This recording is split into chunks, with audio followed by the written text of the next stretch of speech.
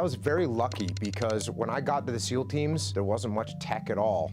In fact, the first GPS global positioning system that I had was probably about 25 pounds, and I had to carry it. It was pretty ridiculous. So it was awesome as GPS technology evolved, and all of a sudden, everyone had a GPS on their wrist.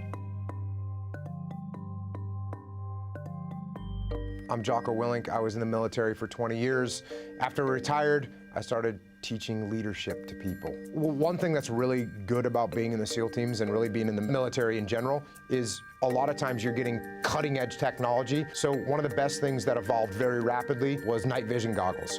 When I first got in the SEAL teams, the night vision goggles were very cumbersome and they didn't actually work really well. And now the night vision goggles that we have are incredible. That's one thing that evolved very, very quickly. As far as, watches, sometimes people are into watches. I've used the same Timex watch for my whole career, and I still use it today. So takes a licking, keeps on ticking. Another thing that improved a ton while I was in the SEAL teams was the radios that we carry. So when I first got to the SEAL teams, we carried a radio that went into a backpack. You needed a backpack to carry the radio. By the time I retired, we were carrying radios that you just could put in a pocket. So that advancement in technology was immensely helpful as radios got more advanced, more reliable, they became waterproof, and they got lighter, thankfully. Here's another thing that's interesting. When I first got to the SEAL teams, we used to go into the field carrying regular film cameras, and we would carry the chemicals to develop the film in the field. So we'd have to carry little canteens, and then we had these special little bags made that we could put our fingers into to develop the film in the field to make sure that the pictures we took on a reconnaissance were good. It was a real pain.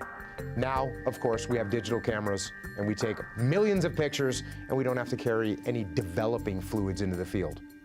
When you're going on an operation, the gear that you bring with you is gonna vary a little bit, but it depends on what the mission is, not on how dangerous the mission is. So if you're going on a reconnaissance mission, well, guess what? You're gonna bring more gear, you're gonna bring cameras, you're gonna bring more batteries to transmit information back to the headquarters. Whereas if you're going on an assault, you're not gonna bring cameras, you're not gonna take pictures from a long distance, so you're not gonna bring that type of gear. So depending on what type of mission you're going on is what dictates the kind of gear that you're gonna bring with you. Some of the weapons that we use are weapons that have been used for a very long period of time, all the way back to the Vietnam War. So the M79 grenade launcher is a piece of equipment that launches grenades, and we've used the same one for a really long time in the SEAL teams. Ultimately, despite all this different technology, the thing that you really have to rely on in the SEAL teams is your brain, is being able to solve problems no matter what they are, understanding tactics, and being able to maneuver against the enemy in a way that you can win.